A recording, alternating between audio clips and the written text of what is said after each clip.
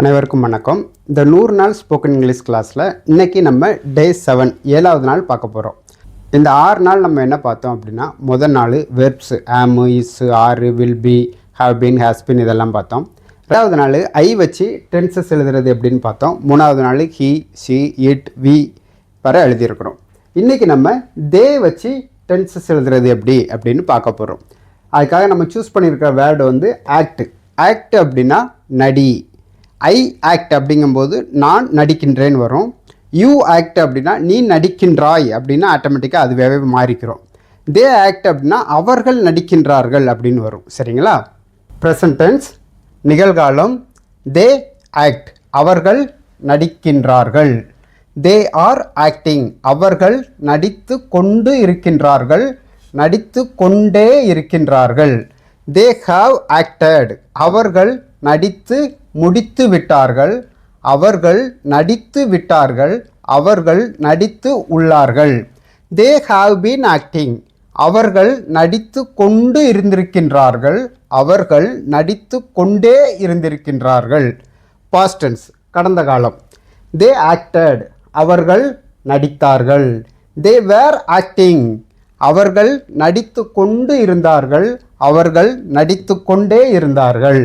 They had acted அவர்கள் நடித்து முடித்து விட்டிருந்தார்கள், அவர்கள் நடித்து விட்டிருந்தார்கள்.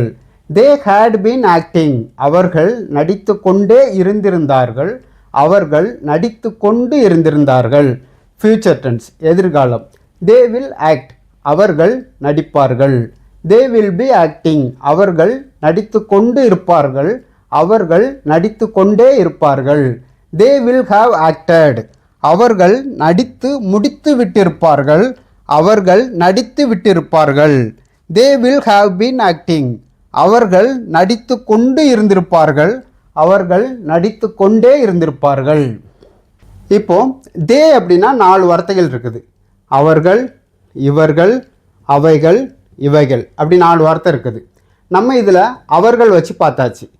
இப்போ ஹோம்ஒர்க் பண்ண போகிறோம். ஹோம்ஒர்க்கில் இதில் இவர்களை வச்சு எழுத போகிறோம், இதில் அவைகள் வச்சு எழுத போகிறோம், இதில் இவைகள் வச்சு எழுத போகிறோம். சேர்க்க அப்படின்னா ஆடு.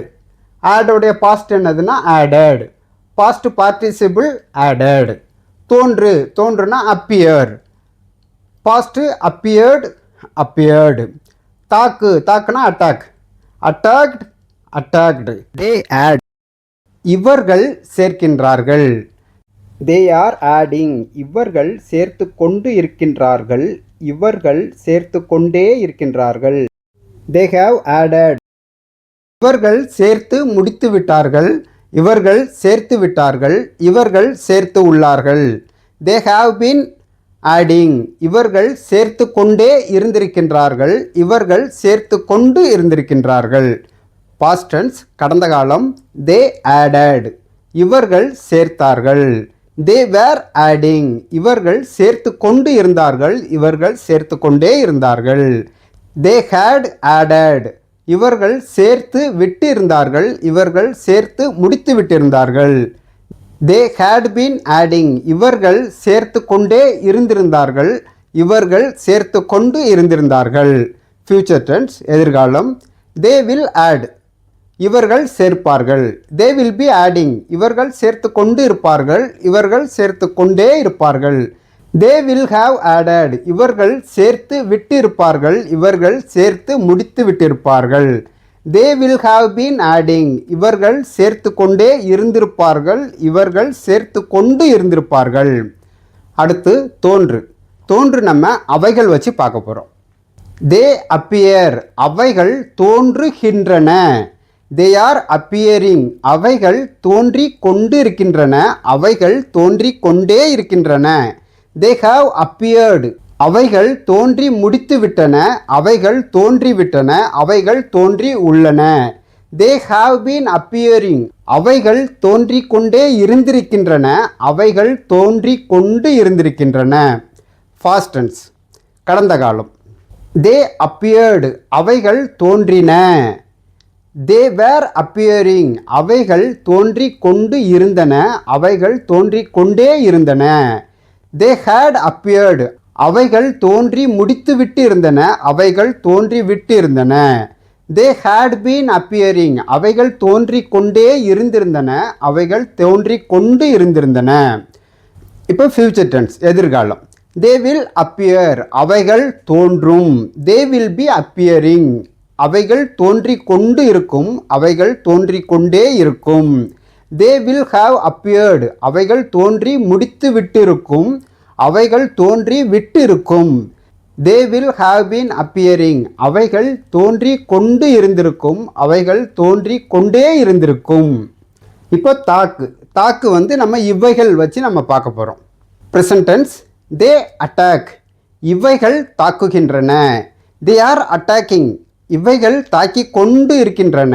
இவைகள் தாக்கி கொண்டே இருக்கின்றன. They have attacked. இவைகள் தாக்கி முடித்து விட்டன. இவைகள் தாக்கி விட்டன. இவைகள் தாக்கி உள்ளன.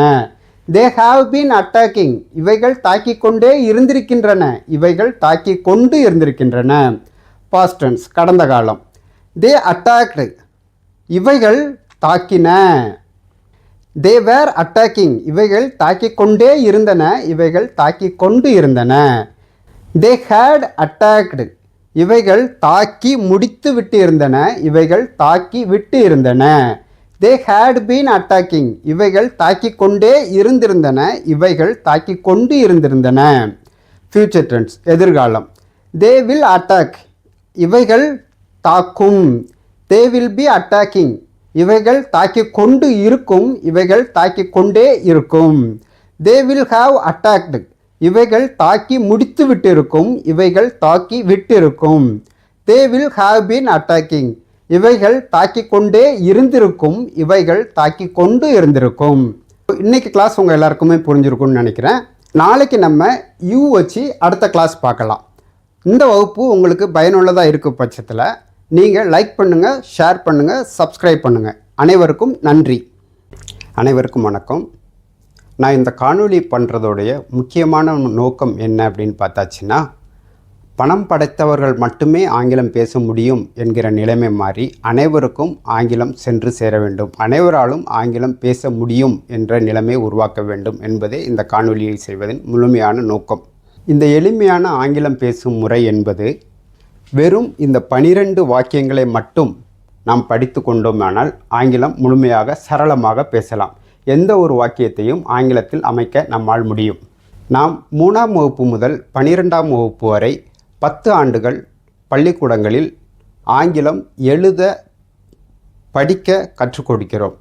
ஆனால் பேச கற்றுக் கொடுக்க மறுக்கிறோம், அல்லையல் தவிர்க்கிறோம். அப்படி கற்றுக் கொடுத்தும் am, is, are, was, were, will be இதன் தமிழாக்கம் ஏனோ வெறும் இஸ் என்ற வார்த்தைக்கு கூட நமக்கு அர்த்தம் தெரியாமல் முழுமையாக கற்றுக் கொடுக்கப்படுவதில்லை பள்ளிக்கூடங்களில் என்பது நிஜமான உண்மை. இதுவே எம்ஏ ஆங்கிலம் படித்தவர்கள் கூட ஆங்கிலம் பேச தயங்குகிற ஒரு நிலையை உருவாக்குகிறது. இந்த அவல நிலை நீங்க நான் தமிழ்நாடு அரசு கல்வித்துறை மற்றும் அனைத்து ஆசிரியர் பெருமக்களிடமும் அன்போடும் உரிமையோடும் வேண்டுகிற விண்ணப்பம் என்னவென்றால், இந்த 12 வாக்கியங்களை கொண்ட ஆங்கிலம் பேசும் முறை தமிழ்நாட்டில் உள்ள ஒவ்வொரு தமிழ்வழி கல்வி பள்ளிகளிலும் 6ஆம் வகுப்பு முதல் 8ஆம் வகுப்பு வரை அமுல்படுத்தப்பட வேண்டும். அப்படி நாம் செய்வதின் மூலம் 8ஆம் வகுப்பு படித்த ஒவ்வொரு மாணவரும் தமிழ்நாட்டில் ஆங்கிலம் பேச முடியும் என்ற நிலையை உருவாக்கி இந்தியாவிற்கே முன்மாதிரி மாநிலமாக தமிழ்நாடு திகழ வேண்டும். இதனால் தமிழ் அழிந்துவிடும் என்ற எண்ணமோ அச்சமோ தயக்கமோ நமக்கு வேண்டியதில்லை. மகாகவி பாரதி அவர்கள் சொல்கிறார்கள், யாமறிந்த மொழிகளிலே தமிழ் மொழி போல் இனிமையானது எங்கும் காணோம் என்று. அப்படி என்றால் அவருக்கு தமிழ் அல்லாது மற்ற பல மொழிகள் அவர் கற்றிருக்கிறார், கற்று தேர்ந்திருக்கிறார். ஆனாலும் அவர் தமிழுக்கு செய்த தொண்டுகள் ஏராளம் தாராளம். முன்னொரு காலத்தில் டிவியும் பின்பு அலைபேசியும் செல்போனும் பணம் படைத்தவர்கள் மட்டுமே பயன்படுத்த முடியும் என்ற நிலை இருந்தது. ஆனால் அரசாங்கம் அதை இலவசமாக ஒவ்வொருவருக்கும் கொடுத்ததின் மூலமும், ரிலையன்ஸ் ஃபோன் இலவசமாக செல்ஃபோன் கொடுத்ததின் மூலமும் அது இரண்டும் அனைத்து மக்களிடமும் சென்று சேர்ந்தது. அது ஒரு சாதாரண பொருளாக மாறிவிட்டது. அதுபோல ஆங்கிலமும் நாம் அனைவரும் பேசும் காலம் வரும்பொழுது ஒரு சாதாரண மொழிதான், அது அறிவு அல்ல. ஆங்கிலம் is just a language, is not a knowledge என்ற ஒரு நிலைமை உருவாகும். அப்படி உருவாகும் பட்சத்தில் ஆங்கிலத்தின் மீது உள்ள மோகம் குறைந்து தமிழின் சிறப்பும் அதன் அழகும் அதன் ஆழமும் அனைவருக்கும் தெரிய வரும். உதாரணமாக, நான் பெரும்பாலான ஐரோப்பிய நாடுகளில் 50க்கும் மேற்பட்ட மற்ற நாடுகளிலும் பயணித்திருக்கிறேன். அங்கு இருக்கிற ஒவ்வொருவரும் ஆங்கிலம் பேச தெரிந்தவர்களே. ஆனாலும் அவர்கள் தங்கள் தாய்மொழியை மட்டுமே பேச்சில் பயன்படுத்துகிறார்கள். மேலும் வியாபாரத்திற்காகவும் தங்கள் தாய்மொழி தெரியாதவர்களிடம் பேசுவதற்காக மட்டுமே ஆங்கிலத்தை பயன்படுத்துகிறார்கள். ஆதலால் நாம் பள்ளியில் மாணவர்களுக்கு 6ஆம் வகுப்பு முதல் 8ஆம் வகுப்பு வரை இந்த பாடத்திட்டத்தை அமல்படுத்தி அனைவரும் ஆங்கிலம் பேசும் நிலையை உருவாக்க வேண்டும். I just request to the Tamil Nadu government, please teach this method of spoken English classes 6th to 8th standard students. So our next generation students will be more powerful competitor to the world. Thank you so much. உங்களுக்கு இந்த video பயனுள்ளதாக இருக்கும் பட்சத்தில் நீங்கள் எங்களுக்கு உங்களுடைய சப்போர்ட்டை தெரியப்படுத்துகிற விதத்தில் லைக் பண்ணுங்கள், ஷேர் பண்ணுங்கள், சப்ஸ்கிரைப் பண்ணுங்கள். இந்த வீடியோ பள்ளி கல்வித்துறை மற்றும் அனைத்து ஆசிரியர்களுக்கும் சென்று சேரும் வரை ஷேர் பண்ணுங்கள். நன்றி, வணக்கம். வாழ்க தமிழ்.